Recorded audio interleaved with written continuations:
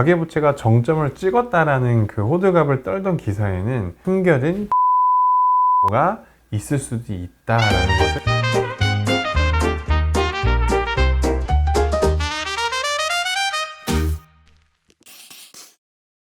안녕하세요. 건한영향력의 이동건입니다. 반갑습니다. 한 주 동안 잘 지내셨나요? 오늘은 여러분 저번 화 때에 이어서 조금 더 돈에 대한 얘기를 이어서 설명을 해볼 거예요. 크게 제가 두 가지를 준비해 왔거든요. 여러분, 첫 번째는 경제 성장률의 척도가 되는, 즉 기준이 되는 국내 총생산이라는 GDP라고 불려지죠.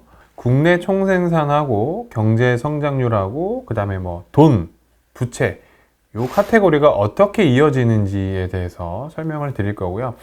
두 번째는 디플레이션이라는 얘기를 해볼 거예요. 네, 지금 첫 번째 얘기까지는 돈의 어떤 약간 선순환과 돈에 대한 이야기를 했다면 오늘의 두 번째는 경제 선순환 말고 선순환이 안 됐을 경우에, 그리고 조금 좋지 않은 경제 상황이 왔을 때 어떤 식으로 또 돈과 부채와 그 다음에 통화량이 어떻게 펼쳐지는지 간단하게 설명을 해볼 거고요.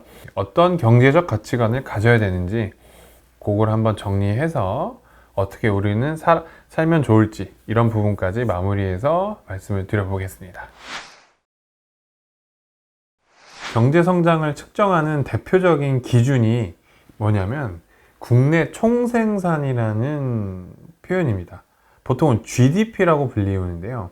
일정 기간 내에 내국인 또는 외국인을 막론하고 그 기간 안에서 새롭게 생산한 재화 또는 용역의 부가가치 또는 최종 소비재 값을 화폐로換算해서 총 합친 값을 GDP라고 합니다.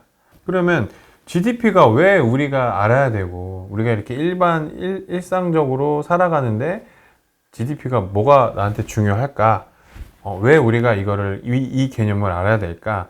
이런 거에 대한 답변을 드리자면 GDP를 구하는 산출 공식이라는 게 있어요. 가계 지출 더하기 기업 투자 더하기 정부 지출이라는 게 있습니다. 자, 여기서 가계 지출은 가계 부채를 말하는 거고요. 그 다음에 정부 지출은 정부가 빚지고 있는 부채를 말하는 겁니다. 그 다음에 더하기 우리 경상수지라고 하죠. 수출해서 수입을 뺀 가격을 총 합친 가격이 국내 총생산, 즉 GDP의 산출 공식이라고 보면 됩니다. 근데 제가 여기서 제일 중요하게 말씀드리려고 하는 포인트는 아까 제가 처음에 뭐라고 했죠? 가계 지출이 들어가 있다고 했죠. 가계 지출은 뭐라고요? 가계 부채를 말하는 건데, 그래서 경제 성장이 지속되는 한 부채는 계속해서 늘어날 수밖에 없습니다. 여기서 말하는 가계 부채에 대한 핵심은 뭐냐면 결국은 이 부채를 감당해낼 만한 이자를 상환할 수 있는 능력이 계속해서 갖춰지고 계속해서 상승하느냐의 문제인 것입니다. 결국은 내가 소득 수준이 계속해서 올라가고 있고, 그 올라간 소득 수준을 활용을 해서 부채를 더 발생시키거나 빚 또는 대출을 상환할 수 있는 능력을 말한다는 것이죠. 우리 여기서 좀 재밌는 부분을 좀 볼 수가 있는데, 우리 요새 언론이나 기사 과거에 보면 역대 최고로 가계부채의 정점을 찍었다 이렇게 얘기를 하면서 굉장히 호들갑을 떨던 신문기사를 보셨던 적이 있으실 거예요. 하지만 가계부채가 정점을 찍었다라는 그 호들갑을 떨던 기사에는 굉장히 숨겨진 정치적인 의도가 있을 수도 있다라는 것을 저는 꼭 말씀드리고 싶었어요. 왜냐고요? 그 해당 정부의 경제 성장이나 경제 정책이나 또는 부동산 정책에 대한 비판을 한다라는 것을 우리는 중립적으로 볼 수가 있다는 것이죠. 그래서 무작정 좋다, 무작정 싫다가 아니라 저희가 이렇게 GDP라는 이런 산출 공식에서 가계부채에 대한 요소를 우리가 좀 깊게 또는 개념을 정확하게 알고 있으면 정치의 어떤 좌우를 떠나서 우리는 우리만의 기준으로 정확하게 경제의 사이클 또는 경제 흐름을 알아갈 수 있다고 생각을 합니다. 두 번째로 말씀드릴 부분은 디플레이션에 대한 얘기를 하고자 합니다. 이제 인플레이션은 물가가 상승해서 올라가는 거고, 디플레이션은 자산 가치나 물가의 가치가 계속해서 하락되는 것을 말씀드리는 것인데, 이 부분은 어떤 것이냐면 예를 들어서 이겁니다. 나의 노동소득과 또는 시중에 돌고 있는, 거래되고 있는 화폐 통화량이 정체가 될 수 있다는 거죠. 심지어 정체가 되는 것 뿐만이 아니라 경제 상황이 안 좋거나 악순환으로 가게 되면은 은행에 있는 대출을 활용을 안 하게 된다는 거죠.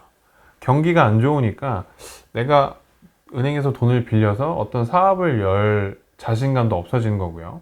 그 다음에 빌릴 여력도 없는 거고, 그 다음에 뭐 금리가 높아져서 부동산을 사기에 너무 부담스럽거나 여러 전반적인 여러 가지 요소가 있겠지만 경기 시장 침체죠. 경기 시장이 좋지 않아서 내가 은행에서 대출을 안 받거나 덜 받게 되면은, 은행 입장에서 보면 대출을 많이 일으키고 예대마진이라는 어떤 개념 하에 본인들의 이익을 챙겨가는 구조인데, 경기가 안 좋아져서 시중의 통화량이 줄어들고 자산 가치가 떨어지고 이렇게 된다고 하면 중앙은행, 즉 한국은행에서는 경기 침체를 활성화시키려고, 경기 침체를 올리려고, 끌어올리려고 이자율을 낮춰요, 여러분. 그죠? 왜냐면 더 많은 돈을 끌어서 여러분 시중에 돈을 쓰세요 라고 제안을 하겠죠. 그래서 기준금리를 인하하게 되면 초반에는 당연히 통화량이 늘어나게끔 돼 있어요. 그래서 일시적으로 경기가 좋아질 수는 있으나 다시 일정 시간이 흐른 뒤에 경기 침체가 기본적으로 깔려 있거나 경기 자체 또는 세계 정세가 안 좋다고 하면 다시 통화량은 줄어듭니다. 그러면 계속해서 기준금리나 우리 그 중앙은행에서는 금리를 계속해서 또 낮추려고 하겠죠. 그러다가 기준금리가 0까지 되고 우리가 잃어버린 20년, 30년을 겪었던 일본처럼 마이너스 금리까지 나오게 되는 현상이 나올 수도 있다는 거죠. 결국은 방금 제가 좀 전에 말씀드렸던 디플레이션에 대한 정의와 뭐 화폐 통화량, 뭐 한국은행에 대한 역할, 이런 것들을 전반적으로 알아두시고 유기적으로 현재 이 대한민국의 경제를 조금 예의주시하면서 보시면 좋겠다라는 생각이 들었어요. 예를 들어서 금리를 올리면은 화폐 가치가 이제 높아져서 실물 자산이나 부동산 가격이 하락을 해야 되는 게 맞지만, 경기가 좋다라는 전제가 있고 경기가 막 부양이 되고 상승하는 시점에서는 금리를 올려도 올라간 금리와 돈의 가치를 활용을 해서 새롭게 투자를 하고 부동산이나 실물 자산이 올라갈 수도 있다라는 부분인 거죠.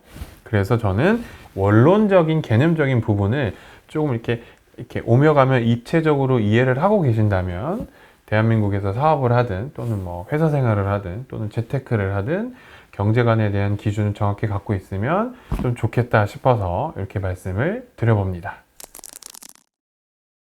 네, 여러분 오늘 즐거우셨나요?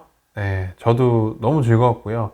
여러분들 뵈려고 요새 막 일하면서 틈틈이 공부하는데 저도 굉장히 좋은 경험이 된 것 같습니다. 그래서 저번 화 때는 경제에 관련된 전반적인 기본적인 개념을 말씀을 드렸다면, 오늘은 조금 더 나가서 여러분들이 갖고 가셔야 될 경제관, 경제적인 가치관, 어떤 기준이 되는 부분을 좀 공유를 해드린 것 같아요. 그래서 너무 어렵게만 생각하지 마시고 잘 여러분들 탑재하셔서 여러분들이 하시는 재테크나 일이나 뭐 분야에서 잘 활용하셨으면 좋겠습니다.